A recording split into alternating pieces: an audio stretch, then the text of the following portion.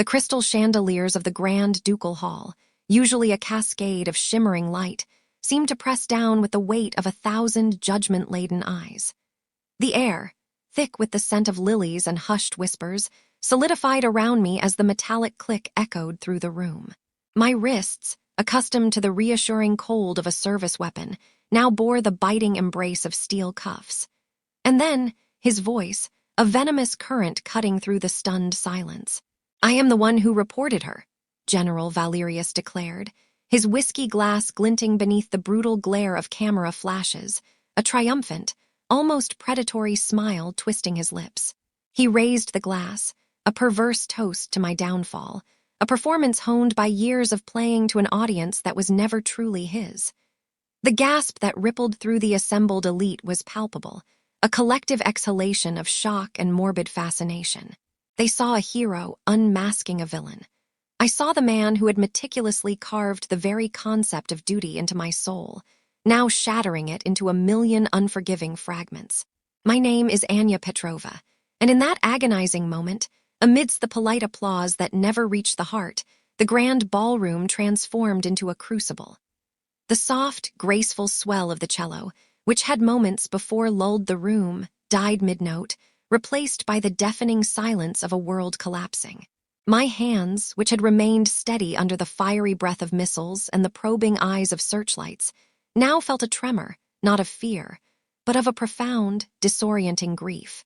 Across the expanse of gleaming marble, where my mother sat, a ghost in silk, carefully avoiding our gazes, General Valerius's eyes met mine. They held something colder than pride, a chilling satisfaction that pierced me deeper than any shrapnel. I had braced myself for war, but never for a public execution orchestrated by my own blood. Two figures in dark suits materialized from the periphery, moving with the cold precision of predators. They ascended the stage, their every step a deliberate march towards my unraveling. "Commander Anya Petrova," the lead agent announced, his voice reverberating through the hall, a metallic pronouncement of my fate. "You are under arrest for treason." The world froze. Glasses hung suspended in midair, lips parted in silent horror, the heady perfume of the room curdling into something bitter and acrid. I stood unflinching, the silver star on my chest, a symbol of honor, now mocking me with its cruel, perfect gleam. I had been saluted in desolate war zones, yet here I was, handcuffed in a gilded cage. He lifted his whiskey again, a final flourish for the cameras, as if to ensure every lens captured his grand betrayal. "I am the one who reported her." The words were a brand, searing themselves into the deepest recesses of my memory.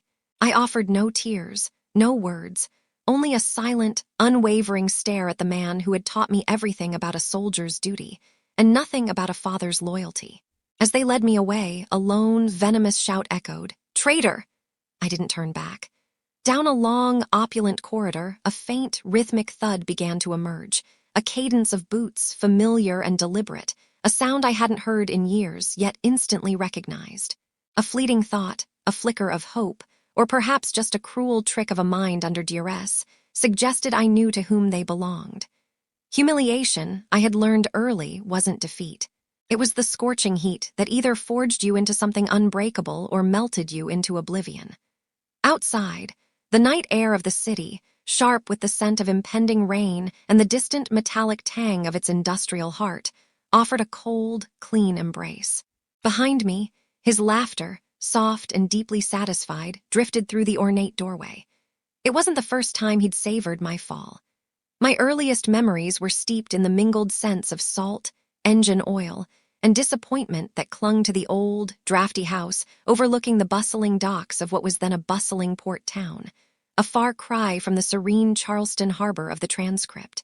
General Valerius's medals, tarnished and askew, hung like the ghosts of a life that had slowly, painstakingly, slipped through his fingers.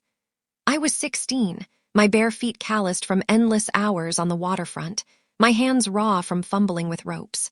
"You'll never make it in the Naval Academy if you can't tie a knot properly," he barked, his voice a whip crack that echoed over the choppy water as the rope slipped from my clumsy grasp. He wasn't merely teaching a skill. He was gauging the depth of my resilience, measuring how much humiliation I could endure before breaking. Even years later, the echo of his temper resonated sharper than any ship's whistle. In the autumn of '88, when news reached us of a rescue vessel lost off the treacherous coast of what he called the Whispering Capes, I listened from behind the thin crack of my bedroom door as he raged into the phone. "They're framing me. They're trying to silence me because I wouldn't play their corrupt game." A newspaper, crumpled and defeated, slammed against the wall, sliding down like a tattered flag of surrender. One of his old, polished medals, a tarnished testament to past glory, detached itself from its nail and clattered to the floor with a dull, metallic ring. That hollow sound became the haunting soundtrack to my ascent into adulthood. At my graduation from the esteemed academy, the chair reserved for family remained conspicuously empty. My mother, weeks later, mailed me a faded photograph of that vacant seat, a single line scrawled in her elegant hand. "I'm proud of you. I should have been proud of him, too." But the cold, hard truth of his personnel file, unearthed years later, stripped away any illusions. He hadn't been framed. He'd been caught, a common criminal peddling essential rescue equipment for illicit cash, his commission summarily revoked. To his bewildered neighbors, he spun a tale of noble defiance, claiming he was punished for daring to speak the truth. It was the first, and I knew, the deepest lie he would carry to his grave. When I returned home after my first deployment, a fledgling officer in my pristine whites, he greeted me with the same bitter resentment.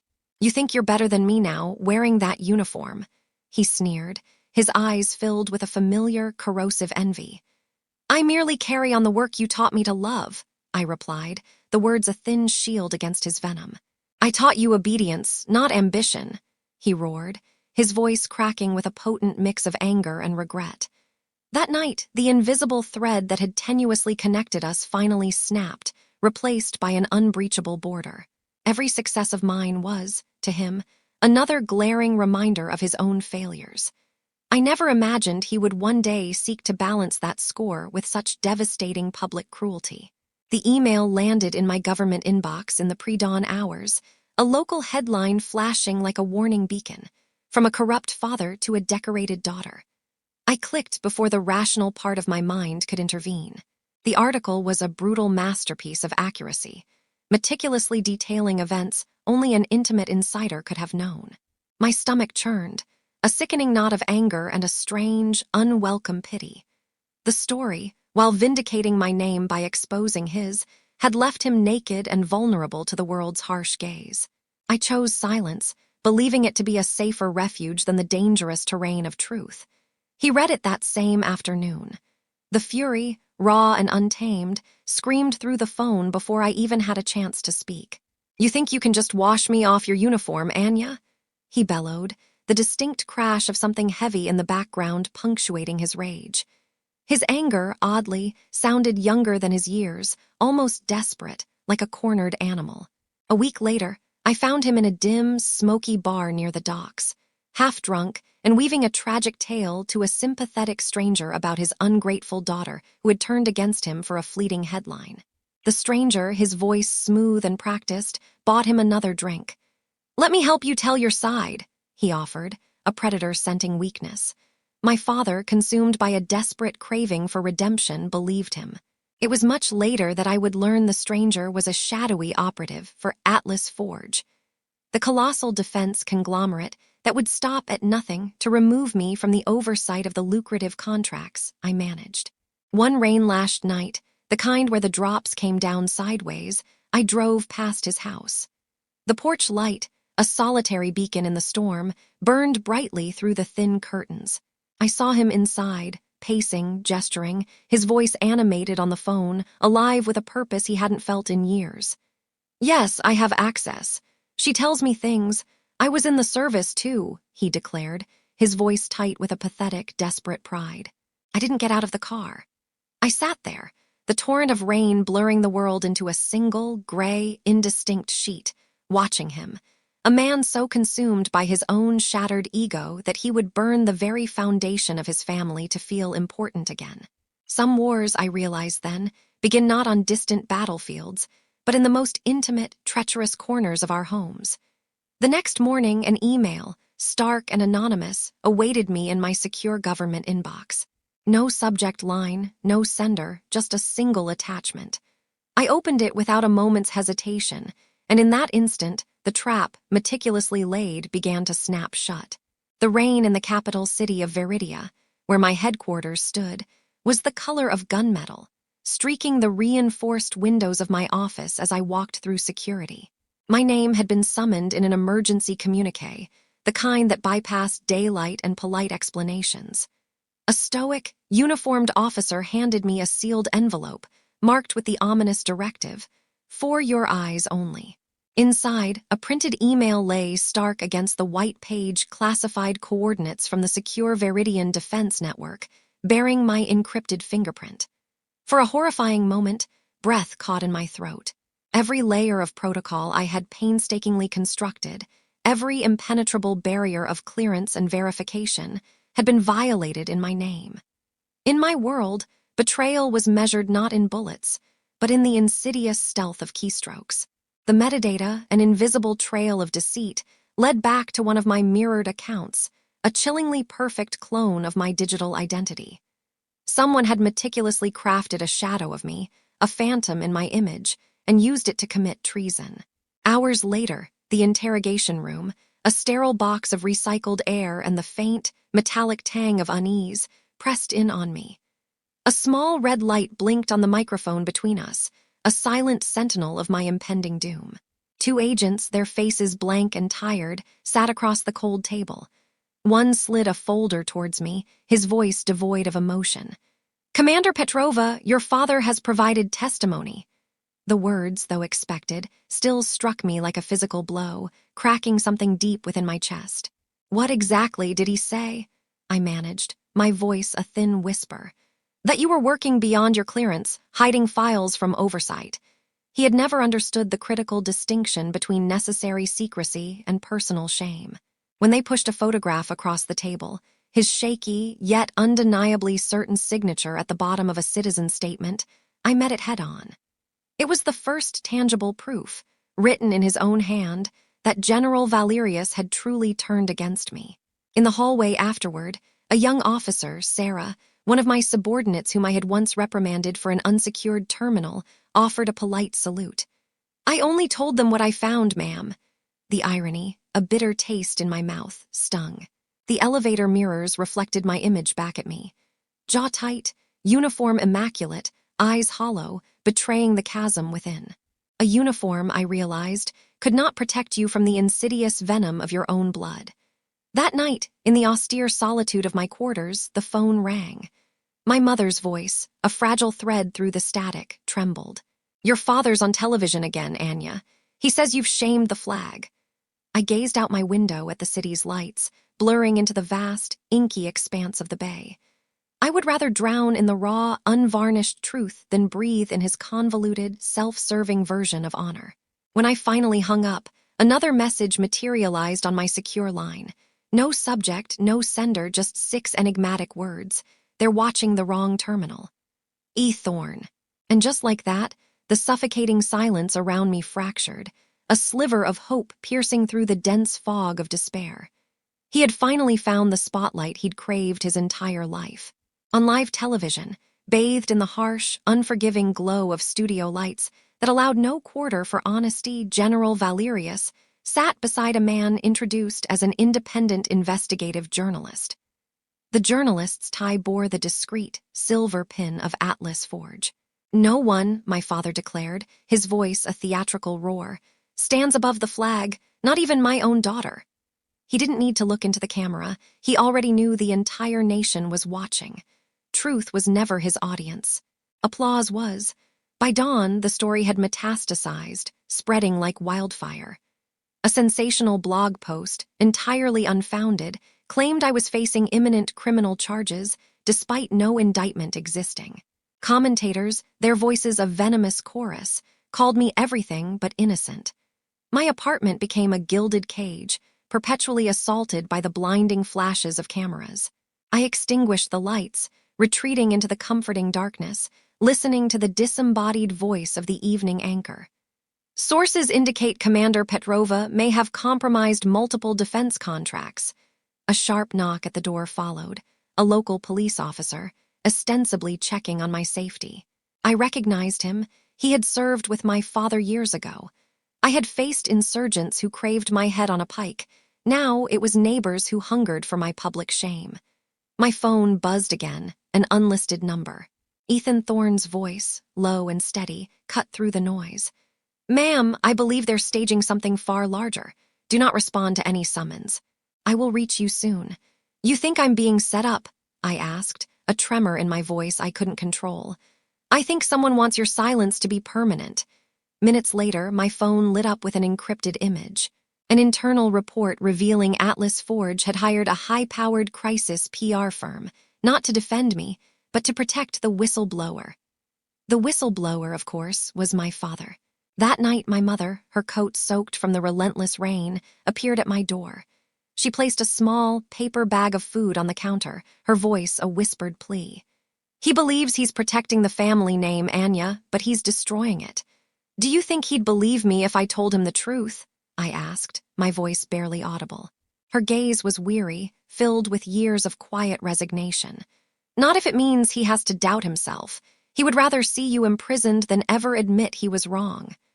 The next morning, the television glowed again, a grotesque tableau.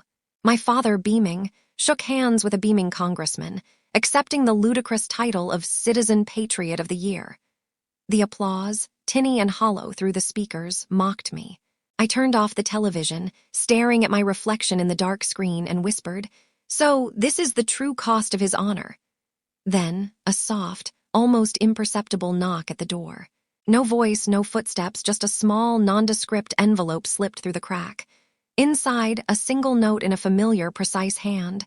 "Veridia, 2 weeks. We'll finish this right. E.T." I folded it once, slipping it into my pocket, and finally exhaled the breath I had unconsciously held for months. Whatever this was, it was far from over. The rain-slicked streets of Veridia blurred into a ghostly map of neon and shadows. My phone, a sterile government-issue device, rang with an unlisted number. "Ma'am," Ethan Thorne's voice was a tense, steady anchor in the swirling chaos. "The leak wasn't an accident. You're the target, not the enemy." My own voice was a stranger to me, thin and reedy. "Then who is?" "Atlas Forge," he confirmed, the name a venomous hiss over the line. "They're buying senators and headlines like cheap commodities. You are the audit they simply cannot afford." I had survived wars fought with bullets and bombs on foreign soil. Now, I found myself in a war built from the insidious architecture of emails and egos, a battleground where the most lethal weapon was a well-placed lie. In Veridia's financial district, the banker, a man whose face was a carefully constructed mask of discretion, whispered, "Your father withdrew $30,000 in cash. He mentioned something about legal fees." The receipt, however, told a different story. The payee was a shell corporation, AF Systems LLC. The crisp smell of fresh ink felt like the acrid scent of betrayal itself. He had finally put a price on his pride, and it was a paltry 30,000 pieces of silver. At a secure naval checkpoint, under the hum of fluorescent lights, Ethan opened his laptop. The screen glowed with lines of cryptic code. "They've planted a ghost code in the NATO mainframe," he explained, his fingers flying across the keyboard. "It perfectly mimics your digital signature, your every keystroke." "How long do we have?" I asked, the sterile air of the room feeling suddenly suffocating. 2 weeks, he replied, his gaze unwavering. "Long enough to bury you under a mountain of fabricated evidence." Every soldier learns the hard lesson of patience, but not every soldier survives the waiting. That night, my mother, her face etched with a pain that seemed to have taken up permanent residence in her features, handed me the proof of the wire transfer. "He told me it was for a documentary about his life." Her voice cracked, a fragile thing. "But I knew, I always know." She looked at me, her eyes wells of unshed tears. "If you ever speak to him again, Anya, let the truth be your sword. Let it hurt him, not you." With a heavy heart, I drafted my report to the Department of Defense. I named no names, made no accusations, just a single pointed line. Integrity is the last uniform we wear. Ethan's encrypted reply was swift and concise. "Understood. We'll be in Veridia." The crowd at the gala roared its approval as my father, the newly crowned citizen patriot, gripped the microphone. "I did what any true Viridian would do," he boomed, his voice resonating with false conviction. "I told the truth."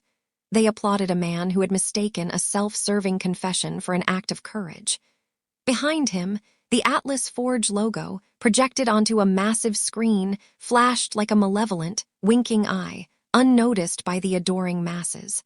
Later that evening, I sat by the pier, the dark water of the harbor mirroring the turmoil in my soul, staring at his old, neglected boat, the Redemption.